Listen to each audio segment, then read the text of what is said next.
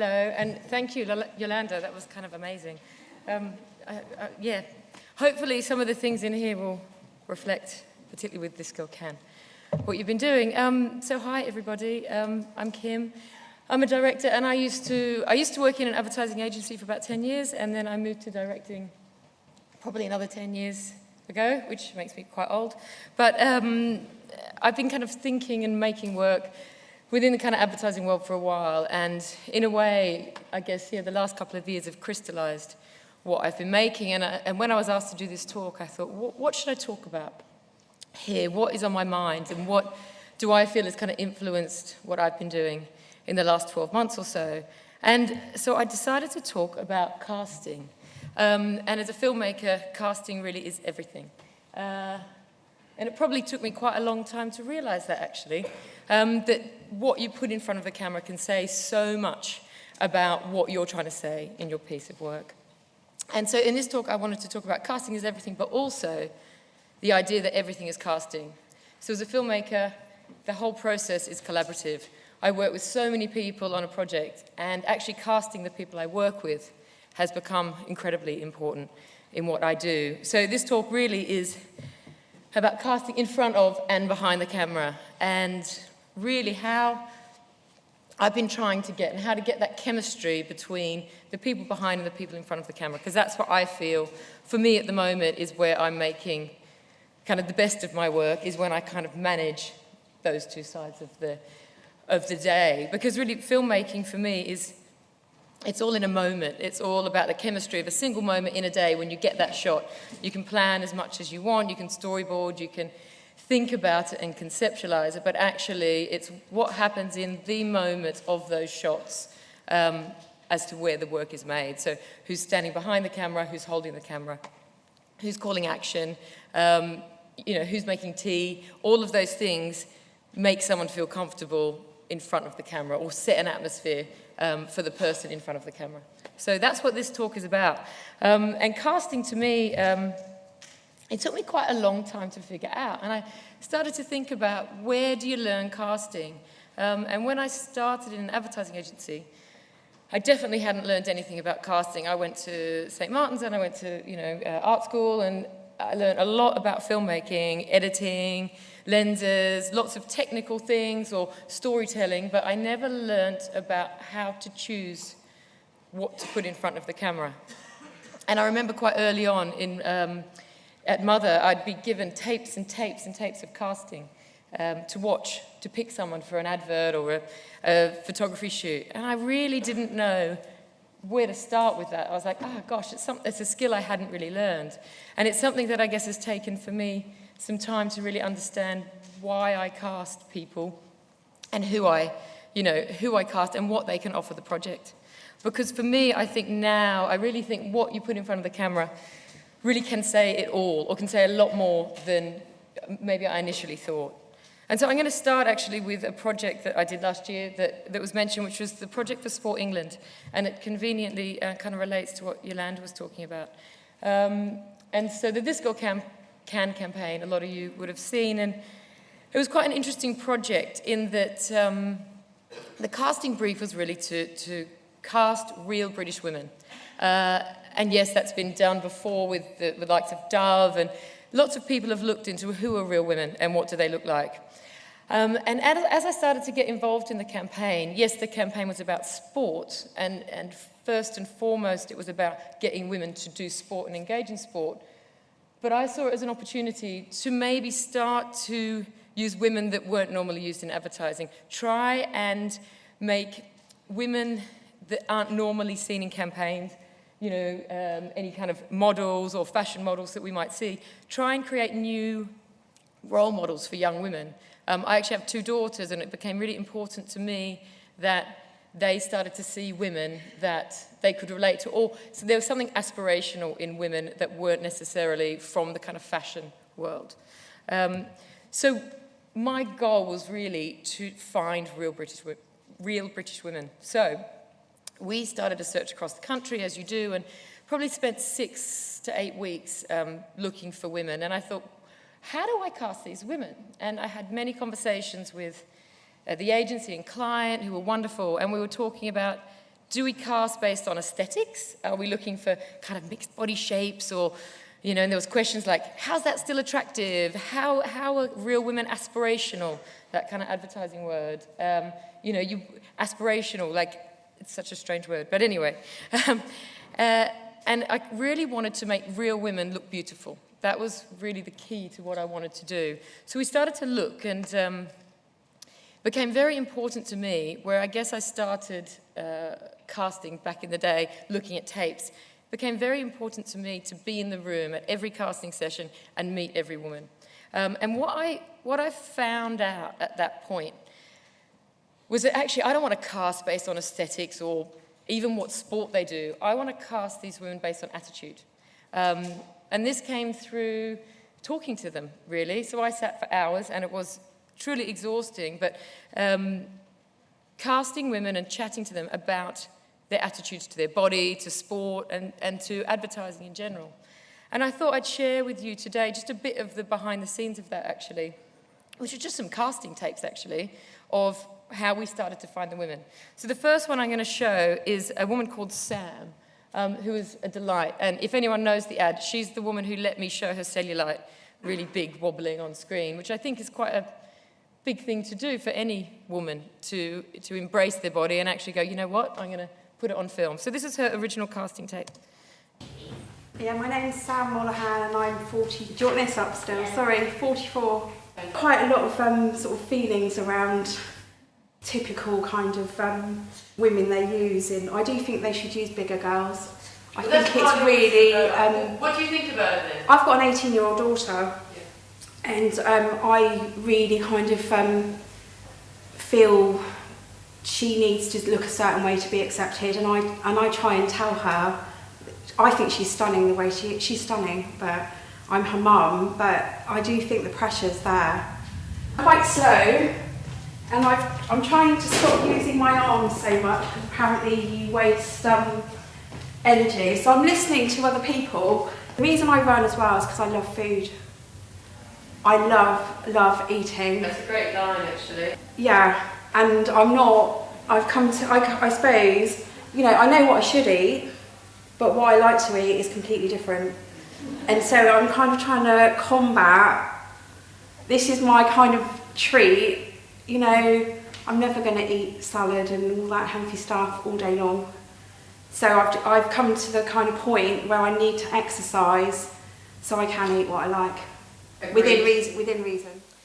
So that was Sam, and I fell in love with Sam at that casting session, and I thought, oh, she has to be part of this campaign. And actually what I started to do at that point was write little films for each of the women, based on what they said. So rather than me write and impose an idea on them, get them to really give me ideas to make films with. And so the casting in this process became so important. So this was a little film we made for Sam.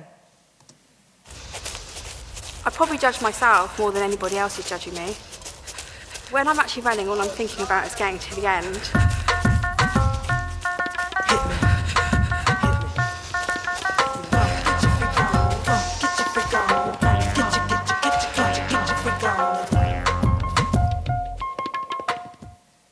And so that was quite terrifying for her, that we had a camera right up by her bum, filming kind of everything moving. And what was quite interesting was, when we ended up making the film and the bigger piece, I felt really conscious that I didn't want to expose her and make her feel vulnerable publicly. So we got her in and a few other girls in who had important roles, and I said to her, I'm going to show you these films, and if you don't want me to put them out there, please just say, I don't want it. And she watched the films, and she kind of welled up, and she was so moved by it, but she was like, I never realized I had that much cellulite, but do it, you know, it's good for the world. And, you know, I'm still really proud of Sam for letting me do that. But, you know, that little film came from her in the casting session. Another girl that we found in the same project was a girl called Victoria. And this is her casting tape. It's just a little bit of it, and I'll have a talk about it. Victoria Kerwell. How old are you, Victoria? I'm 29. So this is how I usually go for spin or for yoga. So just have like a normal sports bra on. But if I'm running, I wear two bras. So I wear an underwide bra underneath a sports bra, because boobs bounce. Yeah, I'm really pink-faced if I've done a proper run. I hate bumping into people, because Victoria Park there's lots of people around, isn't there? So you always know that like 5k in you're going to bump into somebody. And the spin as well. I'm going to spin on Cambridge Heath Road Gym, so it's really busy. And you know, just after a 45-minute class when you're dripping, you're going to bump into somebody you know. But there you go. So after I met Victoria, we made 2 films based on her thing, which was, one, we made a film about wearing 2 bras when you exercise, just because it was such an honest thing to say. And then another thing, little film we did was just about her and sweat. And this idea of going red and getting really embarrassed when you exercise. But I loved her honesty in it. So we made this little film that I'll show you, but what was quite interesting was that on the day of the shoot, she was like, don't make me look red, I can't look red, you know, and all of those things that you feel as a woman, having to look beautiful in front of the camera, despite her honesty in the casting, came up on the day. And it was quite a tricky shoot, actually, just to get her to let go and just be herself. And eventually she did, and I was, again, just so proud of her. Come on, push. It's totally alright for a man to give it everything, look rubbish and sweat. Whereas girls have to look nice all the time. You can look nice and sweat. I hope. Let's go. 3, 2, and again. Get your freak on. Get your freak on. So they're just 2 of the small stories that sort of sat behind the bigger campaign. And I'll show you, I mean, most of you probably saw the film anyway, but actually when you watch the film now, imagine we met all of these women, and all these women had very personal stories behind why they're in the piece. And actually there was such a great atmosphere on set that I have such a lovely, I actually ran into one of the girls the other day at the pool, and there's such a bond between the women that made the film. And actually it was one of the first times I sort of created a community, I guess, with the casting of a piece. And interestingly, this girl, Ashley, she's the bum at the beginning of the ad, and so I got her in as well as Sam, just to say, oh, your bum's going to be really big in a cinema, are you comfortable? And she handed me a letter before she watched the film, and which I'll keep forever, which basically talked me through the fact that just in the making of the film, she had dealt with a lot of her body images she'd had for such a long time, and how proud she was to be in it no matter what it was.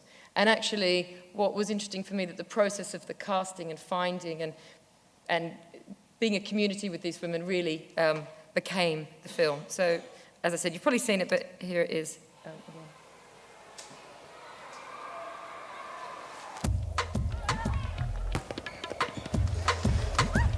Can it be louder? Hit me.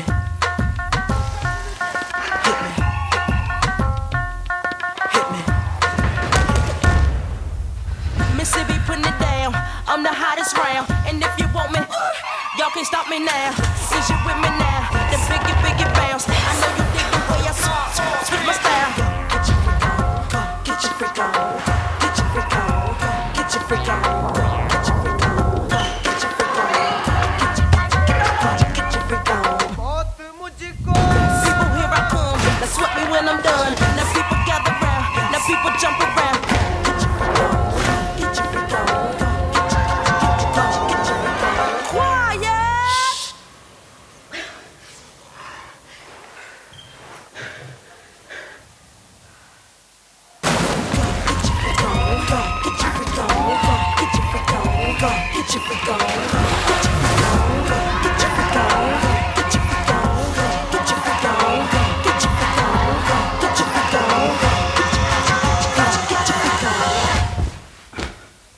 I'm knackered.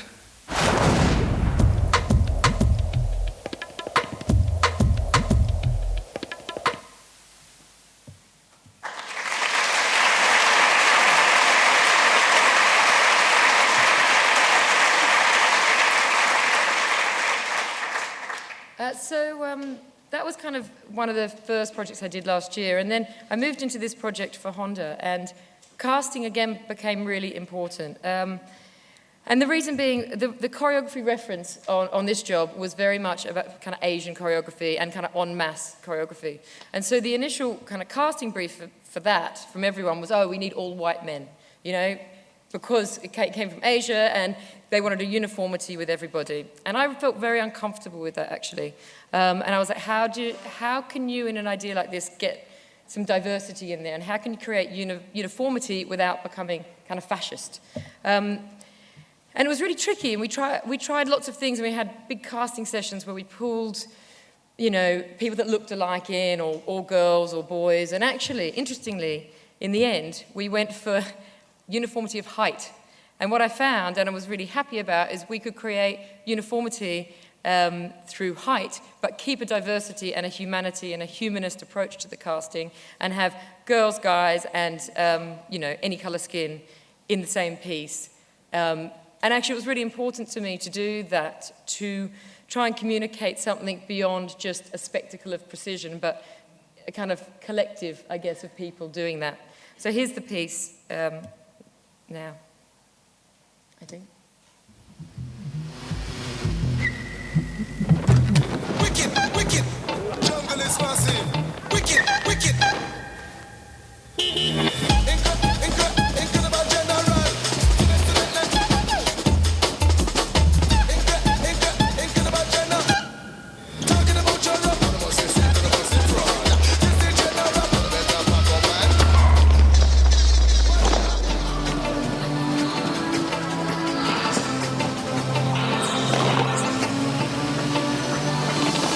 Yo, Maddy will and them must spin them like a windmill. You talk for them, not to them a weak off the skill.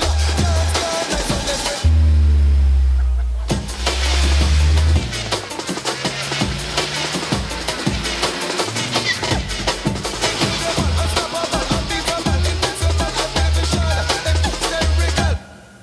Incredible.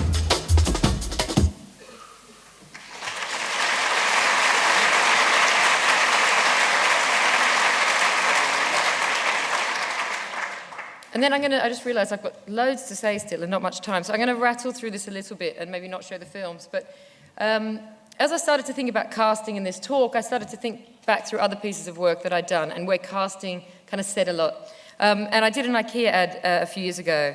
And the brief for the casting on this piece was to cast for one person, and this was Jonah Louie, who did this original song in the 80s called You always find the kitchen. Sorry, how does it go again? You always have kitchen parties. I should know that better. It's too many years ago. Anyway, we were looking for new talent to sing that song and to do a new release of that song.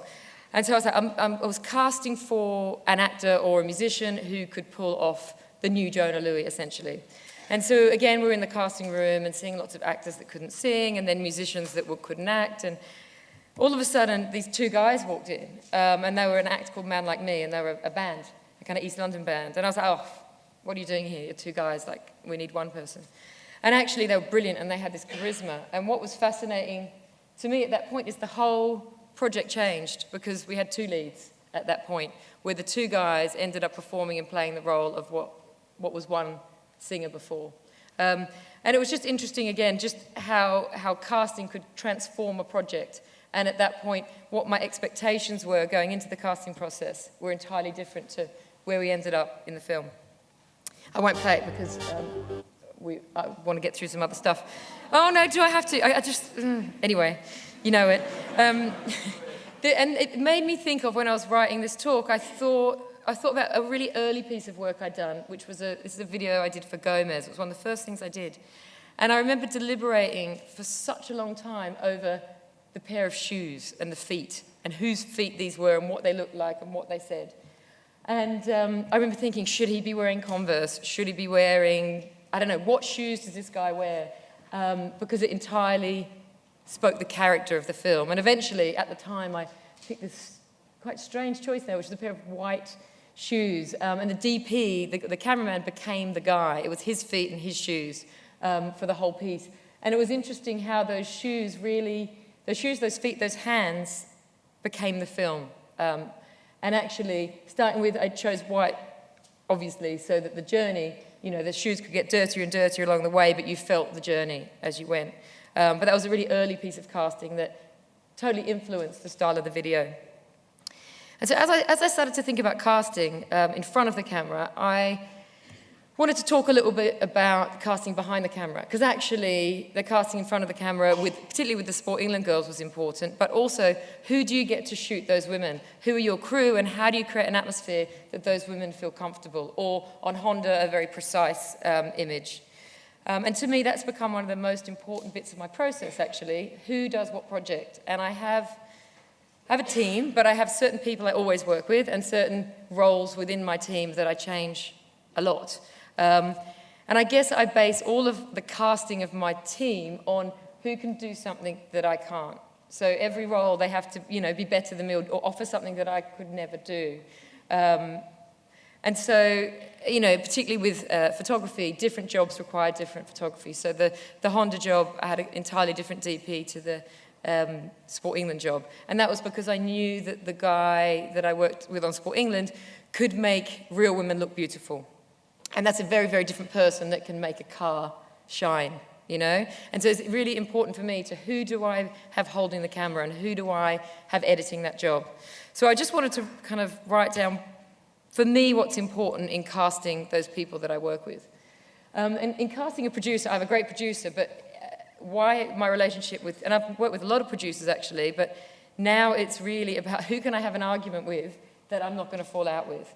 Because that role of director and producer is so intense, and there's so many things that go on in that. If you fall out with your producer, you're gone. So I really judge my producer based on who I can have a challenging conversation with. With the DOP, obviously the DOP, the cameraman, is the person that has got the camera, really is your lens. And in truth, I've worked with a lot of different DPs where that relationship hasn't worked, and maybe the work has suffered for that, or I haven't felt as close to the work as maybe I could have done. And for me now, what I try and do is find a DP that I can be really honest with. Someone that if a shot isn't working, I can just be like, that shot ain't working, let's move on. Or when something is working, and yes, we've got the storyboard, we can keep shooting and find something. So the honesty in that relationship, for me, has become the most important. With an editor, I work with actually the same editor all the time. That's one of the parts of my team that is solid, but that's because I can sit in a room with him for days and days and days on end. And that has become really important to me, to have that relationship where once we've got the stuff, again, there's an honesty about what we've got, and we can throw as much in the bin as we keep, actually, and try and edit and throw it out and keep coming back to it. And again, just having that perseverance. The next person that's really important to me now is obviously the casting director. And for me, it's like, who can I have dinner with? And I mainly work with one casting director, but what I mean by that is, if I like that person and if I can hold a conversation with them, our taste in people, and I like to come at my work with a love of people, and if they love people and get on and like the same people that I like, then hopefully we'll get to a great cast. And I guess the last thing, or second last thing I wanted to say was, for me, it took me a long time to learn to feel it rather than think it. I used to think quite a lot about my casting and who kind of fit the bill, rather than talk to those people, particularly with kind of real casting, and find out who would be that person. And then I just wanted to tell you a quick aside about someone I've just cast. And this was a kind of interesting project for casting, which I'm still working on at the moment, which it's a kind of video project about steroids in Australia and steroid use amongst guys in Australia. And I was terrified to cast this job. I was like, how on earth do you get someone to look that big when they're not? But how do you also get someone who is that big through steroid use to admit to doing it and actually be involved in the project that, you know, has a point of view on that use? And so I found this guy Pepin, and I was terrified to meet him, because it's like, how do you approach this? But in the end, what was really interesting is, you know, he became complicit in the project, and in the end, he is the project, and we're currently kind of working on the edit of the film, and he really owns that project. And I was really happy that we kind of went for the truth in that casting, rather than getting an actor to build up and do it. We actually went for a guy who has been through really what we're exploring. So that's what I'm working on at the moment, and that's kind of my best piece of casting to date, I think. And that's it. Thank you very much, guys.